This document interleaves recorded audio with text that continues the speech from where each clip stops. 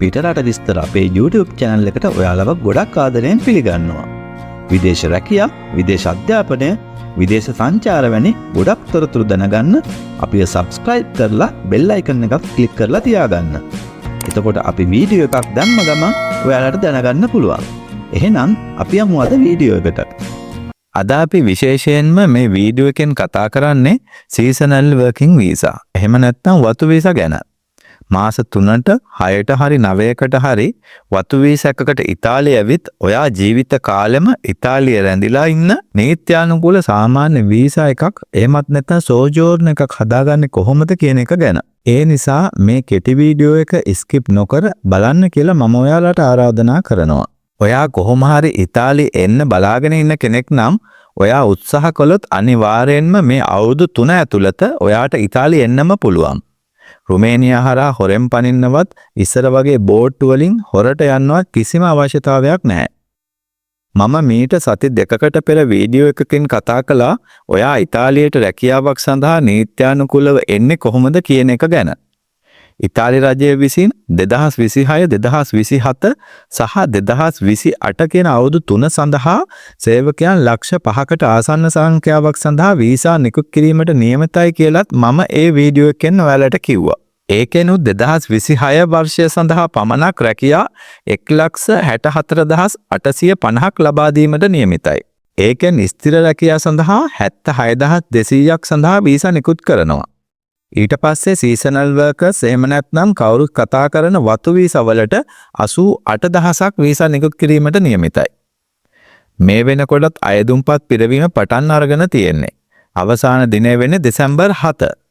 ඒ කියන්නේ තවමත් ඔයාට කාලය තියෙනවා ඉතාලි රැකියාවක් සඳහා මේ අවුරුද්දම ඉල්ලුම් කරන්න.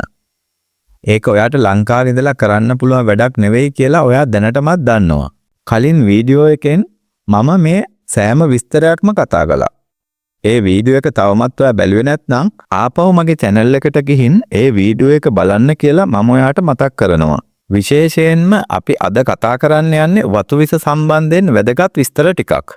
මේක රජය විසින් නිකුත් කරන D වර්ගයේ වීසා එකක්. මේ වීසා එකෙන් යුරෝපීය යුනියන් එකට අයත් නොවන රටවල් වල අයට ඉතාලියට ඇවිත් වැඩ කිරීමට අවස්ථාව දීලා තියෙනවා.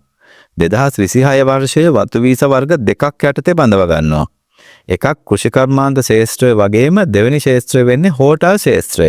කෘෂිකර්මාන්ත ශාස්ත්‍රය යටතේ පළතුරු එළවලු වතු වලින් අස්වැන්න නෙලීම, බිම් සැකසීම වගේ දේවල් සහ ඊට ආශ්‍රිත දේවල් කළ යුතුයි. හෝටල් ශාස්ත්‍රය යටතේ restaurant, hotel, beach side hotel එහෙම නැත්නම් සංචාරක කර්මාන්තයට අදාළ රැකියා මීට අයත් වෙනවා. ගොඩක් වෙලාවට මේ රැකියා ක්‍රීස්මේට්ටුවේදී එහෙම නැත්නම් සමර් එකේදී පටන් ගන්නවා. යුරෝපයේ ගොඩක් රටවල බීච් සයිඩ් හෝටල් ඕපන් කරන්නේ සමරකට විතරයි. ඒ නිසා ඒ කාලයේදී ඒ අංශයේ රැකියාව වලට හොඳ ඉල්ලුමක් පවතිනවා. මේ ශාස්ත්‍ර දෙක සඳහා ක්ලික් ඩේට් දෙකක් තියෙනවා. කෘෂිකර්මාන්ත ශාස්ත්‍රයේ රැකියාව සඳහා ක්ලික් ඩේට් එක වෙන්නේ 2026 ජනවාරි මාසේ 12. එම වර්ගයේම දෙවන කොටස වෙන්නේ සංචාරක ශාස්ත්‍රය සඳහා වීසා නිකුත් කිරීම.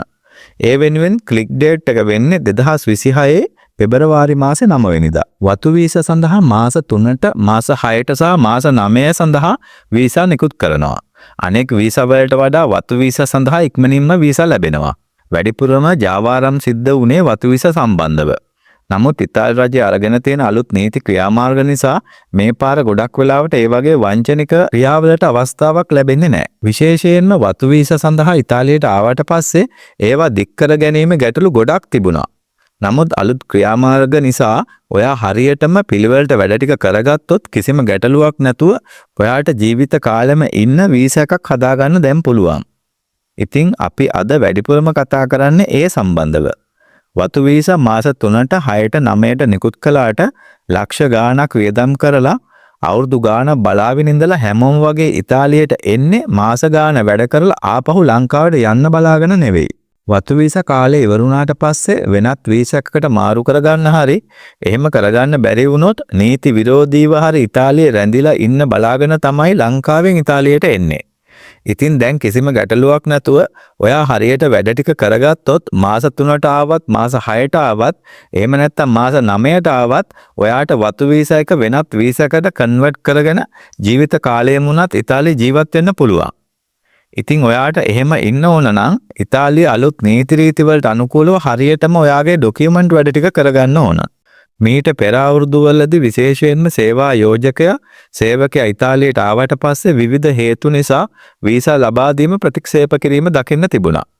බොහෝ වෙලාවට සේවා යෝජකයා දන්නෙත් නැහැ එයාගේ නමෙන් සේවකයෙක් ඉතාලියට ගෙන්නනවා කියලාවත්. නමුත් ගිය අවුරුද්දේ වෙනස් වුණ නීති රීති නිසා දැන් ඒ තත්ත්වය ඉතාලියේ නැහැ. ඒ වගේම සේවා යෝජකයා සහ සේවකයා අතර රැකියා බ්‍රෝකර්වරයෙකු සිටීම සහ ඒ බ්‍රෝකර්වරයා සේවකයාට සේවා යෝජකයා මුණ නොගැස්සවීම එහෙම නැත්නම් හඳුන්වා නොදීම වගේ හේතු නිසා වතු වීසා වලට යන අයට වීසා එක දික් කරගන්න බැරි වුණා. අඩුම තරමේ ඉතාලියට ආවට පස්සේ කරන රස්සාවක්වත් ගොඩක් අයට නැති වුණා. පසුගිය අවුරුදුවල ගොඩක් දෙනෙක් නීත්‍යානුකූලව ඉතාලියට ඇවිත් අසරණ වුණා. ඒ වගේම මේට පෙර අවුරුදුවලදී වතු වීසා සඳහා ඉතාලියට එන අයට ඒ වතු වීසා එක වෙනත් වීසා එකකට කන්වර්ට් කරගන්න රජය විසින් රැකියා කෝටා එකක් නිකුත් කරනකම් බලාගෙන ඉන්නත් උනා. ඒ වගේම වතු වීසා එක ඉවර වෙනකොට රැකියා කෝටා එකක් එහෙම නැත්නම් ස්පොන්සර් නීතියක් ආවේ නැත්නම් ඒ වතු වීසා එක සාමාන්‍ය වීසා එකකට මාරු කරගන්න අවස්ථාවක් නැති වුණා. ඒ නිසා ගොඩක් අයට වතු වීසා වලට ඉතාලියට ඇවිත් වෙනත් වීසා වලට මාරු වෙන්න අවස්ථාවක් තිබුණේ නැහැ. නමුත් තවදුරටත් එහෙම වෙන්න අවශ්‍ය නැහැ.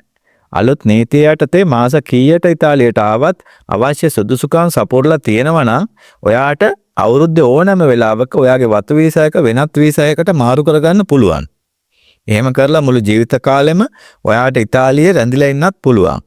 ඔයාගේ පවුලයා ඉතාලියට ගෙන්නගෙන අනිත් අය වගේම සතුටින් ඔයාට ඉතාලි ජීවිතය ගත කරන්න පුළුවන්.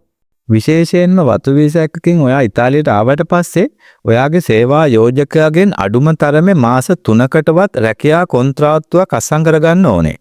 ඒ වගේ මේ රැකියා කොන්ත්‍රාත්තුව යටතේ අඩුම තරමේ දවස් 39ක්වත් ඔයා ඒ සේවා යෝජකයා යටතේ වැඩ කරලා වැටුප් පත්‍රිකාවක් තියෙන්න ඕන. මේක තමයි මූලිකම සුදුසුකම වෙන්නේ. දවස් 39කට වඩා එක දවසක් හරි අඩු වුණොත් ඔයාට ඒ අවස්ථාව අහිමි වෙනවා. ඔයා රැකියාවට ඉතාලියට ගෙන්වා ගන්න පුද්ගලයා එක්ක මේ පිළිබඳව අනිවාර්යයෙන්ම එකඟතාවයකට ඇවිත් තියාගන්න. නැත්නම් ඔයා ලොකු මුදලක් වියදම් කරලා ඉතාලියට ඇවිත් නීත්‍යානුකූල වීසා එකක් හදාගන්න බැරි වෙනවා. ඇත්තටම මේක පොඩි වැඩක්. අවුරුදු ගාණක් ලත වෙන දෙයක් නෙවෙයි. ඒ නිසා මේ පිළිබඳව හරියටම දැනුවත් වෙලා වැඩ කරන්න. ඉතාලියට එන්න තිබුණු උනන්දුව වගේම ඉතාලියට ආවට පස්සෙත් ඩොකියුමන්ට් ගැන නීති රීති ගැන නිතරම සැලකිල්ලෙන් ඉන්න. ඉතාලියට ආව ඵලයට හැමදේම හරියන්නේ නැහැ. ඉතාලියට ආවට පස්සේ ජොබ් එකක් තිබුණත් ඔයාගේ අතට සල්ලි හම්බ වුණත් ඒක විතරක් ප්‍රමාණවත් වෙන්නේ නැහැ. ඉතාලියේ නීති රීති පිළිබඳව හොඳ අවධානයෙන් ඉඳලා නිසි වෙලාවට නිසි විදිහට ඩොකියුමන්ට් වැඩ ටික කරගන්න. ඒක වතු වීසා වලට විතරක් අදාළ දෙයක් නෙවෙයි. එහෙම වුණොත් කිසිම ගැටලුවක් නැතුව ඔයාගේ වතු වීසා එක ඕනෑම වෙනත් සෝජෝරණයකට මාරු කරගන්න ඔයාට පුළුවන්. මුළු ජීවිත කාලෙම වතු වීසා යටතේ වැඩ කරන්න අවශ්‍ය වෙන්නේ නැහැ. ඉතාලියේ ජීවත් වෙන අනිත් අය වගේම අයිතිවාසිකම් සහ වරප්‍රසාද ලබාගෙන ඔයාට නිදහසේ ජීවිතේ භුක්ති විඳින්න පුළුවන්. මේ තත්ත්වය නිසාම ඉස්සර වතු වීසා වලට තිබුණ තත්ත්වයට වඩා වැඩි වටිනාකමක් අද වතු වීසා වලට ලැබිලා තියෙනවා. ඇත්තටම මේක ඉතාමත් හොඳ අවස්ථාවක්. අනෙක් අංශවලට බඳව ගන්නවට වඩා වැඩි සේවකයන් ප්‍රමාණයක් වතු වීසා වලට බඳව ගන්නවා. ඒ වගේම අනෙක් අංශවලට නොල්ලොස්තා ලැබෙන්න කලින් වතු වීසා සඳහා නොල්ලොස්තා නිකුත් කරනවා. ඉතින් ඉතාලියේ ඉන්න ඔයාගේ යාළුවෙක් හරි ඥාතියෙක් හරි හොඳ විශ්වාසවන්ත කෙනෙක් සම්බන්ධ කරගෙන ඉතාලි වීසා එකක් සඳහා එල්ලුම් කරන්න. හොඳ විශ්වාසවන්ත කෙනෙක් හරියට සම්බන්ධ වුණොත් ඔයාට ගොඩක් ලොකු මුදලක් වැය වෙන එකක් නැහැ. ඇත්තටම කිව්වොත් ඔයාගේම කෙනෙක් හිටියොත් ඔයාට වැය වෙන ටිකට් ගාස්තු සහ ඒ වගේ අත්‍යවශ්‍ය පොඩි වියදම් ටිකක් විතරයි. මොකද වීසා එක සඳහා ඉතාලි රජයෙන් හරි සේවා යෝජකයා හරි ඔයාගෙන් කීයක්වත් අය කරන්නේ නැහැ. බොහෝ වෙලාවට මුද්දර ගාස්තුව විතරයි ඔයාට ගෙවන්න වෙන්නේ. ඒ වගේම මේ වීසා සම්බන්ධව තවත් තොරතුරු දැනගන්න අදාළ වෙන ඉතාලි රජයේ නිල වෙබ් අඩවිවල ලින්ක් මම ඩිස්ක්‍රිප්ෂන් එකේ දාලා තියෙනවා. ඉතින් ඒ ලින්ක් වලින් ඔයාට හරියටම තවත් වැඩිපුර තොරතුරු ලබා ගන්න පුළුවන්. ඉතින් ඒ නිසා මේ අවුරුද්ද බැරි වුණොත් ලබන අවුරුදු දෙකේදී හරි වීසා එකක් ගන්න ඔයත් උත්සාහ කරන්න. ඔයා රැකියාවක් සඳහා එල්ලුම් කළාට පස්සේ ඊතුරු ක්‍රියාවලිය පිළිබඳව අපි තවත් වීඩියෝ එකකින් කතා කරමු. විශේෂයෙන්ම අයදුම් කළාට පස්සේ හම්බෙන රිසිට් එක සහ ඊට පස්ව ලැබෙන නොල්ලොස්තා එකේ නිවැරදිභාවය චෙක් කරගන්නේ කොහොමද? ඒවායේ තියෙන විශේෂ කරුණු මොනවද කියලා අපි තවත් වීඩියෝ එකකින් කතා කරමු. ඒ නිසා අපිත් එක්ක දිගටම රැඳිලා ඉන්න කියලා මම ඔයාලට ආරාධනා කරනවා. ඉතින් ඔයා තවමත් මගේ channel එක subscribe කරලා නැත්නම් subscribe කරන්න කියලා මම ඔයාට මතක් කරනවා. ඒ වගේම bell icon එකත් click කරොත් මම වීඩියෝ එකක් දාපු ගමන්ම ඔයාට බලන්න පුළුවන්. ඉතින් මේ වගේ තවත් වැදගත් වීඩියෝ එකකින් අපි ඉක්මනින්ම හමු වෙමු. ඔයාලගේ විදේශගත වීමේ සිහිනය යථාර්ථයක්ම වෙන්න කියලා මම හදවතින්ම ප්‍රාර්ථනා කරනවා. ගිහින් එන්නම් ඔයාලට සුබම සුබ දවසක්.